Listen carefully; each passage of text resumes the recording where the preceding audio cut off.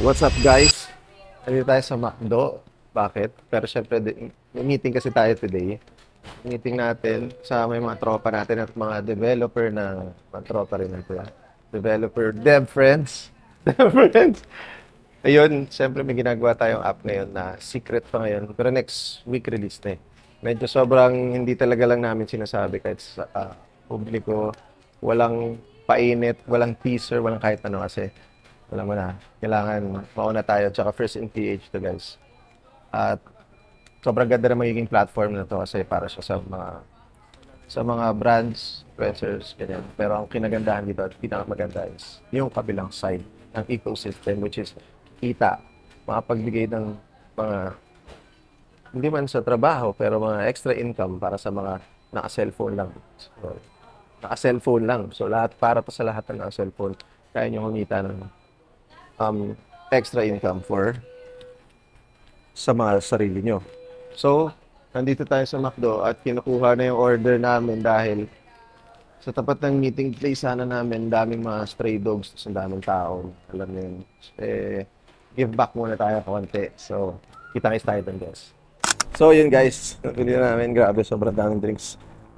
So, wala na kami gawa guys. Ako na yung big dog ngayon. Pero sinama pa rin yung mukha. Ito, papunta na kami dun guys. So, pero hindi na namin papakita. Ano lang, sneak peek lang.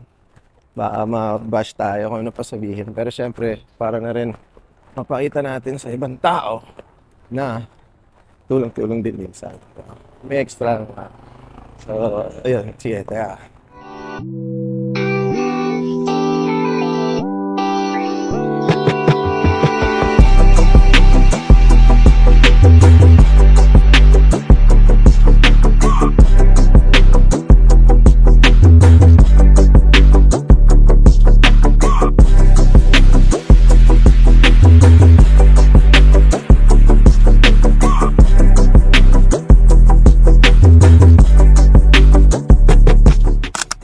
What's up, ladies and gents?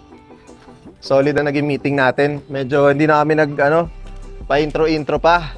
Kasi medyo tinatansya namin kanina kung i-record pa ba namin o kasi matinding sorpresa to para sa lahat eh.